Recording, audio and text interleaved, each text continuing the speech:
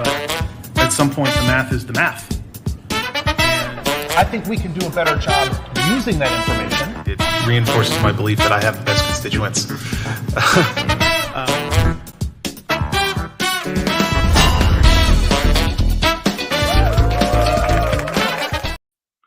Hello, Austin. Hello, District 6. Hello, Clawback viewers. We are here again, episode 47.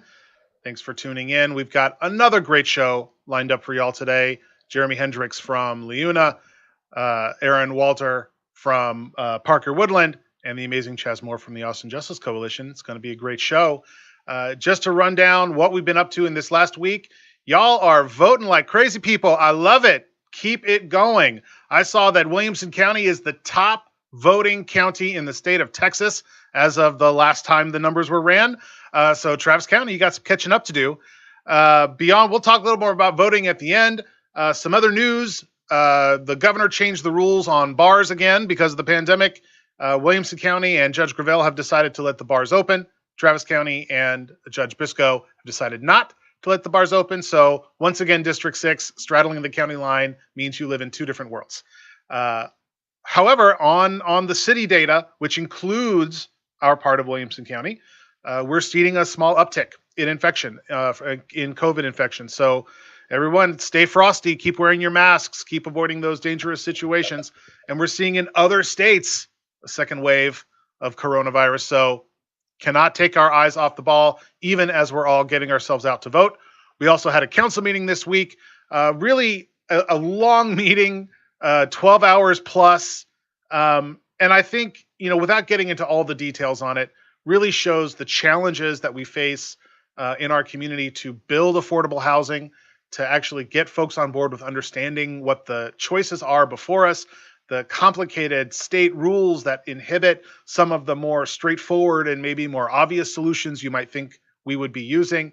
It's a tough puzzle to unpack, and we did a little bit of good affordable housing, delayed a couple of other decisions. Hard to know where that's going to go in the future, but hoping that we can get ourselves all on the same page about the need for more affordable housing in this community. And then the other thing is we worked on, continued our work on the SAVES resolution that I'm a co-sponsor of to help the industries most affected by the pandemic. We're talking about our music venues, bars and restaurants, and our childcare providers. And we have identified more funding, and we're moving that down the line. We'll be talking about that again at the council meeting in 2 weeks. And then a bunch of other stuff that we worked on because city council is a complicated job, and we do a lot of stuff every time we meet in the council meeting. So, if you're a policy wonk like me, keep staying tuned to that, or you can just keep watching the Clawback. I'll give you the highlights. Let's go to our first guest. As a friend of mine, someone who does a lot of really good work in this community for those who work, and with his union and his labor organizing, and it's Jeremy Hendricks. Hi, Jeremy. Hi, good to see you, Jimmy. It's been too long since we've seen each other in person. I was about to say, the first time I see you without that background, I'm going to be shocked because it's all I see is that beautiful Lake Travis background behind me. That's right. Beautiful District 6, the scenic vistas of District 6. Yeah, it is. It's a shame that we don't get to hang out in person like we used to, if not in council meetings, then in all of our community advocacy and meetings, and sometimes just hanging out and having a drink and talking about the challenges of our community. That's right. But it's great to see you here on the show now. First, before we get into LiUNA, how are you doing? How is your family? Is everybody safe and doing well? We're as well as could be expected. We're safe and sound, busier than ever, it seems like, fighting for folks out in the community. As you know, it's been a struggle for a lot of workers, and so that's kept us busy. And of course, there's a little election going on. So, but we're doing well. My wife, Lynn, and our 2 dogs are doing great. So thanks for asking. Well, tell us more. Tell the community more about what LiUNA, the Southwest District Laborers Council. Explain what it is that you guys do. So people hear a lot of acronyms when it comes to labor unions, but the Laborers International Union of North America, founded in 1903, represents service and construction workers in Texas. And nationally, we're one of the most diverse, the most aggressive, the most progressive labor unions, and also the fastest growing out there at almost 600,000 members. So very proud to have a presence in Austin and throughout Texas. We were founded in 1903. by immigrants. So we've always been one of the most diverse unions, and to this day, we're proud of that fact. One of the regular topics of conversation that we cover on this show and in the community broadly is the disparate impact of the pandemic on laborers, on certainly in the Hispanic community specifically, and the way that translates into the work of your members. Talk about, I mean, how has your member, how have you been communicating with your members? What have you been experiencing through the lens of LiUNA? Well, and let me kind of frame that, because this is all against the backdrop when the pandemic happened, that Texas is already the most dangerous state for workers. We have more deaths on the job. We have more injuries on the job. We have more undocumented folks working in the construction industry. Wage theft is a huge problem. Misclassification of workers is a huge problem. So workers in Texas, especially construction workers, were already struggling. And of course, when the pandemic happened, they immediately got listed as frontline workers. Our service members are actually on military bases, so they service our military men and women as custodians, groundskeepers, PX, commissary workers, things like that. So they work side by side with our servicemen and women, and so they're definitely essential workers as well. So even before the pandemic, we were fighting for things like rest break ordinances, OSHA 10 safety requirements to make sure people are safe on the job and get back home to their family. But unfortunately, the pandemic has compounded all of that. And we're really thankful to be in Austin, because yourself, Jimmy, and the city council and the mayor has done a great job over the last few years of really trying to make Austin a leader when it comes to protecting workers. And in the pandemic, we saw the same thing. I served on the regional task force to address the pandemic and how we would address it in the community. And Austin led the way in coming up with safe work rules for construction workers and others that were then copied in places like Houston. But it's still not perfect. We all know that. Folks on the front lines, essential workers, are still struggling every day. Because we have such a diverse union, we have a lot of multi-generational living in households. And so we've had a lot of members affected, both members themselves or their family members. And so we've definitely been working to make sure they have access to healthcare, the proper PPE, and all those things that the rest of us are out there doing to protect our workers. It's really important work, and you know, we've got a number of union and labor organizing efforts in our community, and I've always appreciated, Jeremy, you and LiUNA's approach, because it is very rooted in being pragmatic about the realities that are facing workers and the realities that are facing businesses and the realities that are facing our community, and trying to find that right place where we're protecting the folks that are doing this critical work. And it's never been clearer than the pandemic that these are important members of the workforce. And it doesn't matter that you're not in the C-suite if you know your C-suite executive is not doing the work that your members are doing. Yeah. Well, I think, so go ahead. I was just going to say, Jimmy, one of the first times you and I sat down and talked, I really figured out why we were going to not only be friends, but also we were going to support you in this race that you first ran. And that's because you do think outside of the box. One of the things we like to say about LiUNA is we're the new face of organized labor. When I became a laborer 12 years ago, the labor movement was dying. Construction industry labor movement was dying. We were doing things the same way we'd been doing them for 100 years, and it wasn't working. So we really started to join chambers of commerce, which I know you're a former chamber leader, to really sit in the same room with business leaders, because we all want the same thing. We want to grow our community. We want a quality of life for our workers and those at the top and bottom of that chain. And we want to make sure that we have a community that works for everybody. And I think that's really one thing that we've been impressed with you, Jimmy, is that you do think outside of the box. And I know you say this often, but you have an uncommon approach.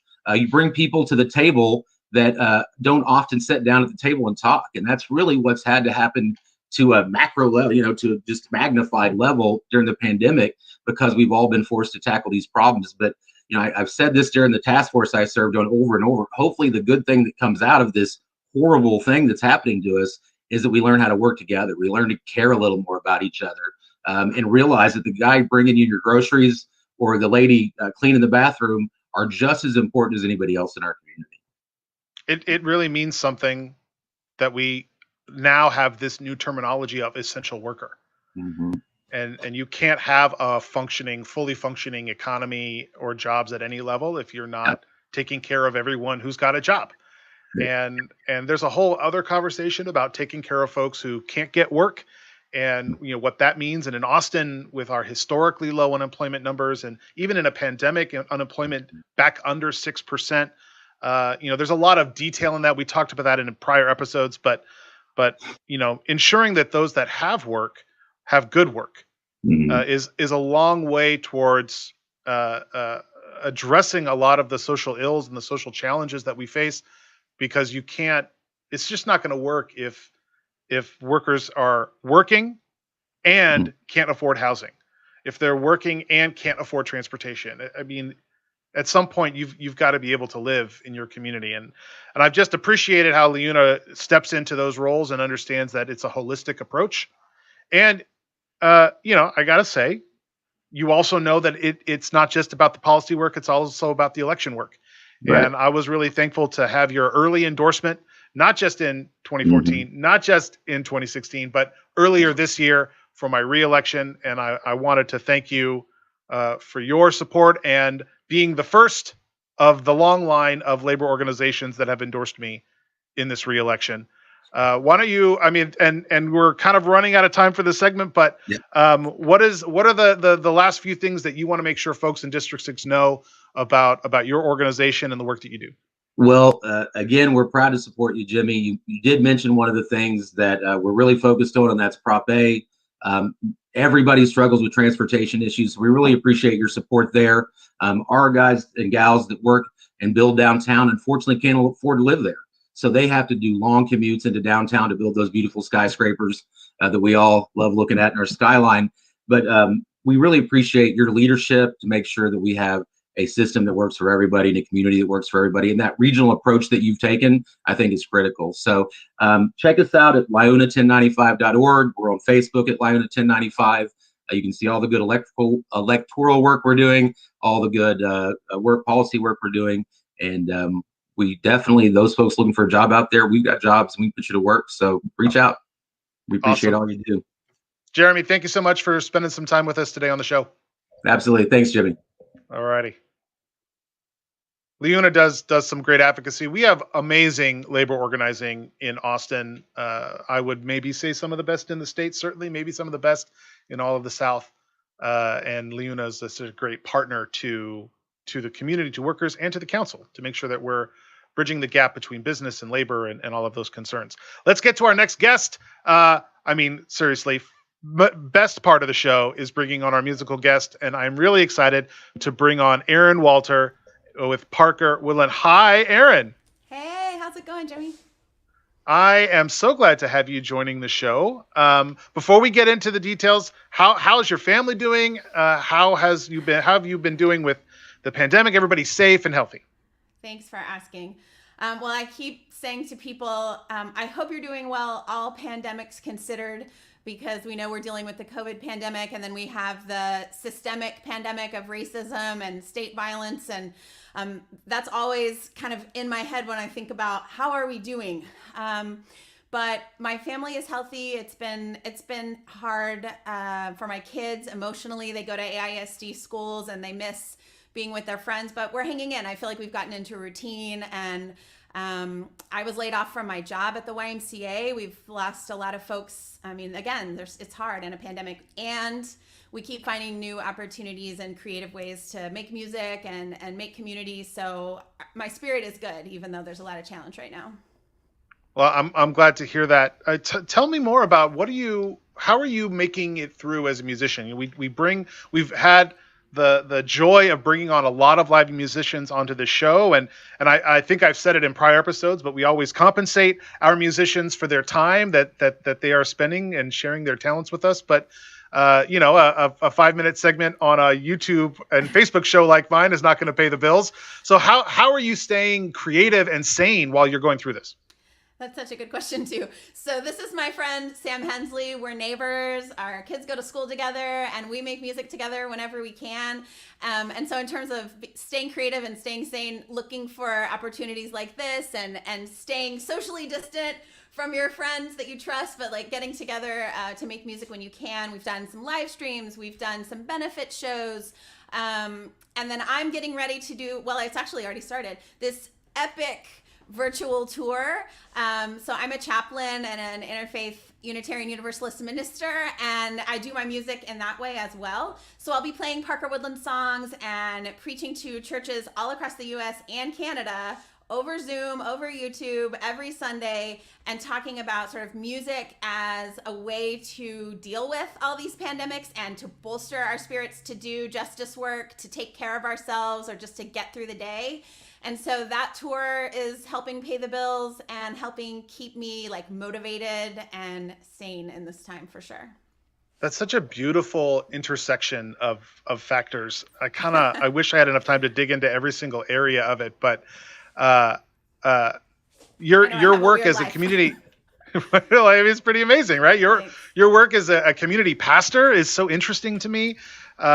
What is it that work? How does that work take you places? And I'm also curious how you and Sam came together. I hear it might be related to the name of your group. Yeah, absolutely. So how to answer that? So I am the community minister for Wildflower Unitarian Universalist, which is right across from Travis High School, where I went to school. I'm a native Austinite. And then Sam is the music director at the Episcopal Church on the Hill. You may have seen that gorgeous sort of rainbow love sign on the hillside at Woodland and 35. I'll let Sam also introduce himself. But so we, work in the community building in our sort of niche of southeast Austin. But I want to let Sam get to say hi and tell you a tiny bit about that too. Thanks so much, Jimmy. I work at Good Shepherd on the Hill at the corner of 35 and Woodland Avenue. And it's wonderful to get to work in this neighborhood, to get to build community through community events like neighborhood yard sales, blood drives, concert series, which Erin has gotten the chance to play at. We're just really fortunate to have an incredible group of people over here, people who are really all about the community, about getting together, and about making Austin stronger. That's really wonderful. The intersection of and having faith leaders participating in music and social justice work and all of, I mean, it's just a beautiful thing. And so I just wanted to thank y'all for being amazing, I guess is what I'm saying. Thanks. Well, and you're so kind, but I should answer your question. The short version is Parker Woodland, the name of the band, comes because we were all neighbors living near that intersection of Parker and Woodland. And we just got together one night to jam about 2 years ago in Sam's church because it has good sound and everything. And we had so much fun that we stuck with it. And now it's kind of a roving collective of people that I lead. When you see our shows and our photos, there's never really the same group of people on stage at any time. So you're invited to, once you learn the song you're about to hear, you can jump up on stage with us when we all get back together in person and be part of the grand finale of the live show. Do not threaten me with a good time. Yeah, I mean it, sir. No, don't on stage. Yeah. Don't point me at an empty stage. I will command it. Well, I'm repping for all my communities right now. I've got a Little Darlin' shirt on. I've been thinking about, y'all were talking about workers. My friends in the service industry and the music industry, it's a super hard time. And for my other band, Butch County, I've got my rainbow on. Yeah, I wish I had time to go into to Butch County, and a lot of folks in the LGBT community know you from that. But I want to get to your performance because I'm very excited to hear what you all have prepared. So why don't you tell us what you're going to sing and then take it away? Yeah, absolutely. I'm just sending love to that community. And this song is called The World's on Fire and We Still Fall in Love. And it's about kind of everything that I'm always preaching about, which is how do we face the truth of the problems of our world and embrace the joy. And so I think music is one of those ways that we find to get ourselves through and hold both the challenge and the beauty of what's around us. So we have a new EP that is named The World's on Fire and We Still Fall in Love. And this is that title song. Go for it. The world's on fire and we'll still fall in love. The world's on fire and we'll still fall in love. Go!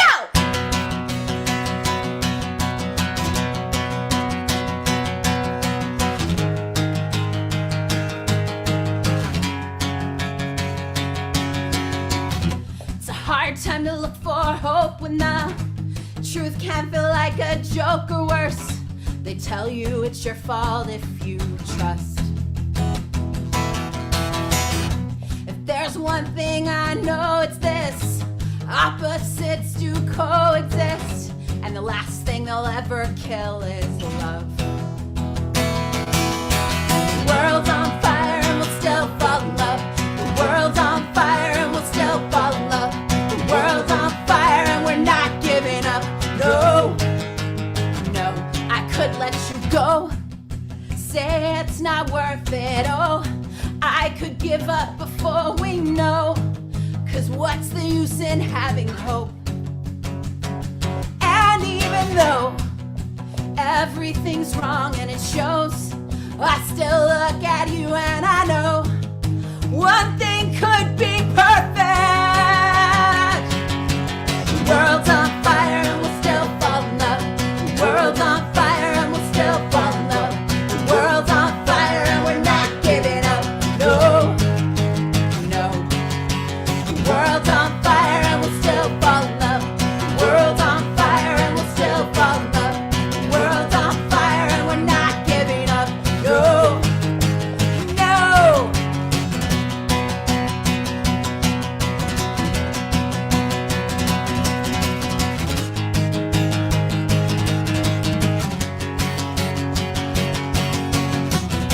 I don't wanna be naive, but I catch myself wanting to believe, and I think I could take a risk this time.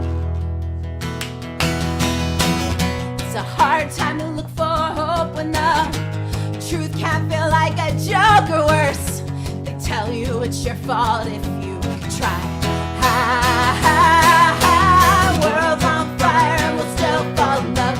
World's on fire and we'll still fall in love. The world's on fire and we're not giving up. No, no. The world's on fire and we'll still fall in love. The world's on fire and we'll still fall in love. The world's on fire and we'll still fall in love. The world's on fire and we'll still fall in love. Yes. Wow. Meaning it. That was you. beautiful, and my gosh. Yeah. Let's you. maybe the world won't have to be on fire in short order. We got how many weeks to the election? Maybe I know. maybe we can start putting the fire out. Hey, I'm ready. I got to get my early vote on after this. Yes, get your vote on. Thank you all. Thank you for sharing your music and your talents with us today. One more time, tell folks where they can learn more about your music and about the virtual tour. Thank you. Please just go to parkerwoodland.com and it's all there for you. And then also come find us on social at Parker Woodland Band, Instagram, Facebook. We love to connect with people. We're all about community and we'd love to hear from you. Fantastic. Erin, thank you. Thank you both for joining the show today and sharing your music. Thank you, Jimmy. Thank you. Thank you for all of your work. We really appreciate it. We're trying. Thanks. I know, right?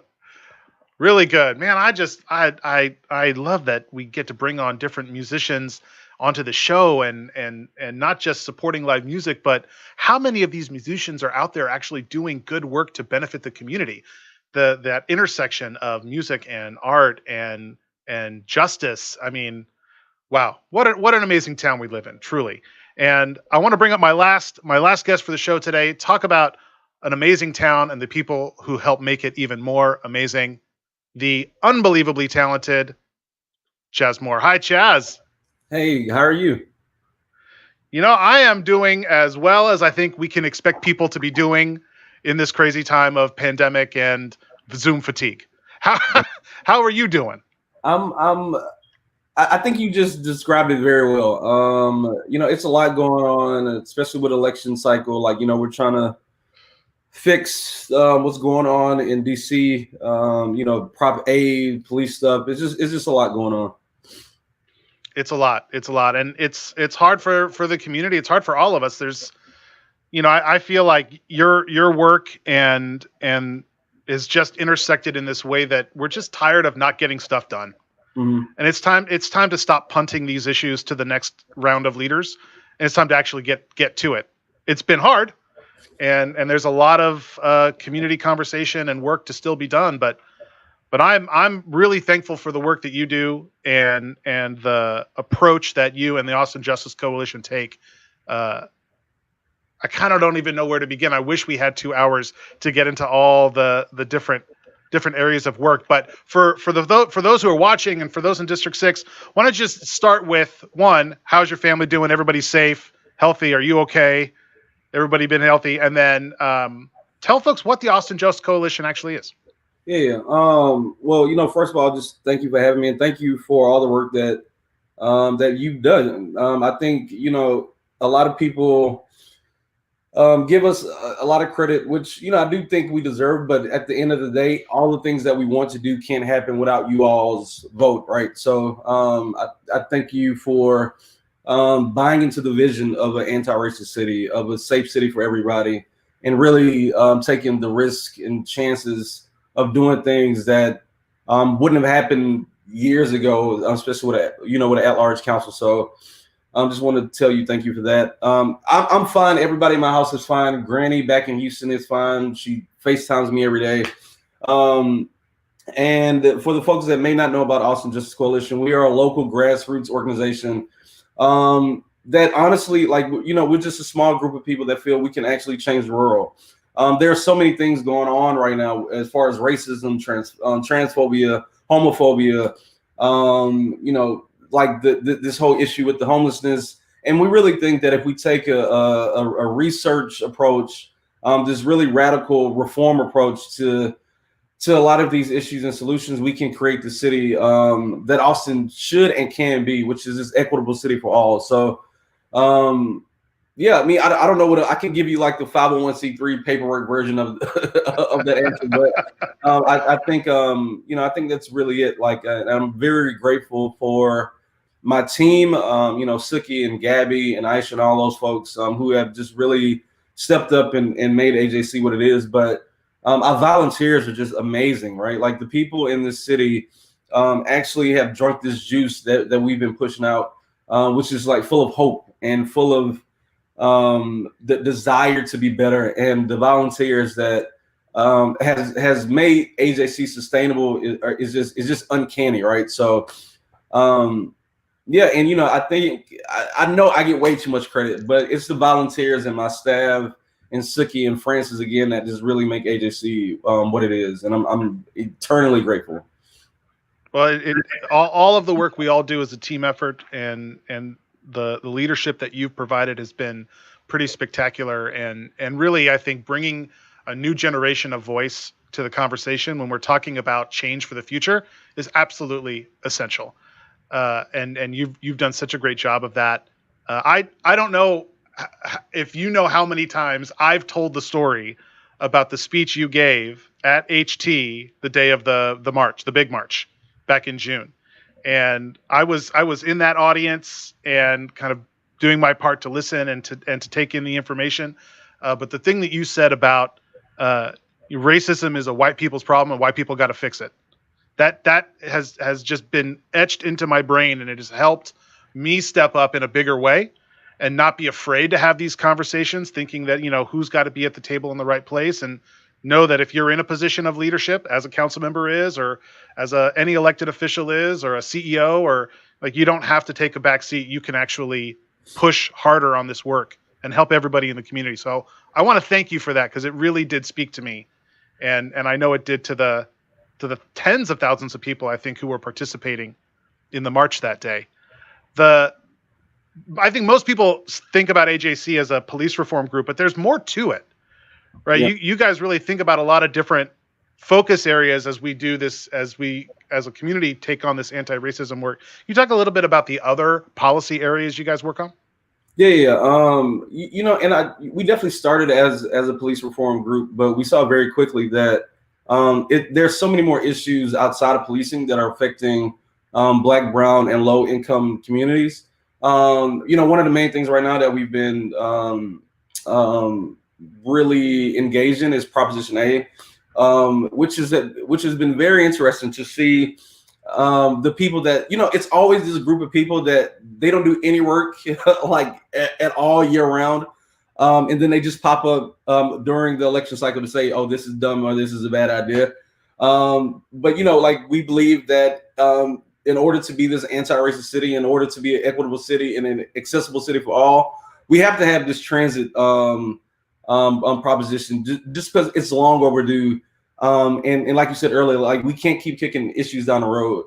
Kendra and JP have done a really good job with the housing policy, land development code issues, and we know that's in a limbo right now. But we also understand that Austin at one point in time, very recently, was one of the highest segregated cities, economically speaking, between Black and white folks.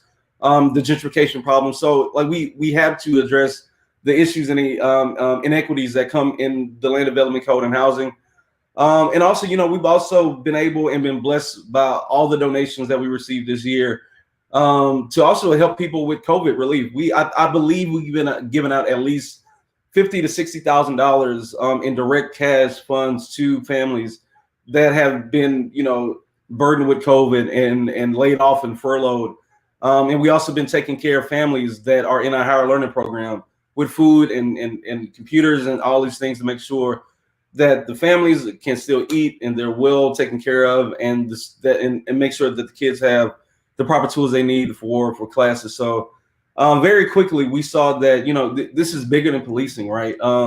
Policing is a huge thing, and it can be very it can be very dangerous, but there are also things that also don't, if you're not careful, make the city what it could and should be, which is again fair and equal for all. So we've been really busy.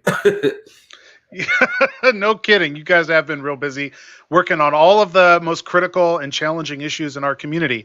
And I think just to kind of wrap up the policing question, it really is about fairness and justice and equity across our community. And it's so easy for folks to calcify into camps, for camp, anti-camp, West camp, East camp.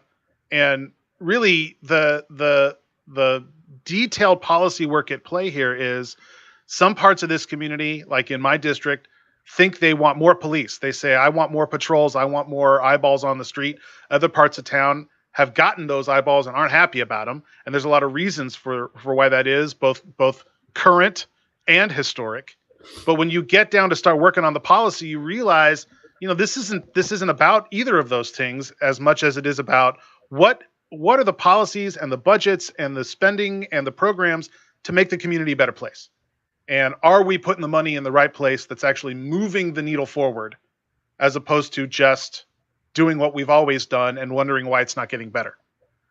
And so I want to thank you again for all your hard work and your leadership and all of the work that AJC does, knowing that it's an ecosystem of problem, that it's not just about policing. It is about housing. It is about, certainly in the pandemic, about helping people survive. It is about public health. And I am excited to hopefully continue this work into a second term so that we can ensure that this community is getting what it needs at the lowest possible cost to the taxpayer that we can find, which is always that fiscal responsibility piece I bring at the end. Yep. And Jenny, I really think something that we try to do is really to get people to understand that we're on this little planet of a rock together. And, we have to, like, so many people are talking about how expensive Prop A is. And it's just like, well, you have to understand there are people in the city right now that does not have access to transit the way they need to. Same thing with like racism. Like white people, for the most part, think that police is a black issue, right? But the fact that your brother and sister in humanity is dying, right? The fact that we have kids in cages at the borders, the fact that women don't get paid equally for doing the same job and probably better than men, the fact that trans people are dying, the fact that we're still attacking and killing gay people for loving who they love. We at some point we have to realize very quickly on this planet that we're destroying because of capitalism, that we have to struggle together. Like if none of us are free, if none of us are able to love who we love, if none of us if one of us are homeless, then we all are, right? And like I think the faster we can get to the conclusion that I am my brother's keeper, I am my sister's keeper, I am my neighbor's keeper, I think we can get to this world where we can enjoy good music and Topo Chico and tacos, because that's what life is supposed to be. But you can't do that, I don't think, honestly and wholeheartedly, while other people are struggling. So, a lot of it is policy, because policy is like the moral agreement that we say, hey, let's all agree that this is what we believe in. But in order to get people to that point, we have to start leaning in to one another and seeing ourselves in one another, right? Like, police violence against Black people is not a Black people issue. That's a humanity issue, right? And I think the more we realize that, and I think what happened back in June was probably one of the most proud moments for me to see, probably you too, right? Because we work in this policy arena, and to see these people come out en masse and say, you know what, this is what we believe in as a city, is why I love this place, right? And why Austin will always be home. Because I really do think in my mind, Austin can be the example for how we should live and thrive together for the world. I really believe that. I really do. That's perfectly said, Chas. And I think we're all, the potential of this city in some way rests on people voting in the next 2 weeks, and our ability to really do this work and be a symbol and be the amazing city that I know we all believe it to be, either in reality or in its potential, comes down to the vote. At least this time it does. Chas, thank you for spending your time with me today and joining the show and all of your work. And please share my thanks to your team. Let's keep it going, man. Thank you. Thank you. Really important work and often misunderstood work. It's election season, y'all. So there's a lot of people claiming to know everything that's going on. And if you're a regular viewer of the Clawback, you know that these things are complex, because if they were easy, you wouldn't have to fight about them. That's it for the show today. I want to bring up just one I'm going to do this thing like I did the last time. See if that works. Look at that. It is election time and early voting is underway. You're doing a great job out there, Austin. Keep it going. Get to the polls, vote all the way down the ballot. And if you need more information on where you need to vote or more information about this election, you can go to my website, jimmyflanagan.com/vote. That is it for the Clawback. Thank you to my guests who came on the show. Thanks to all of you Austinites that are doing such a great job wearing your mask, keeping safe, and getting out to the polls.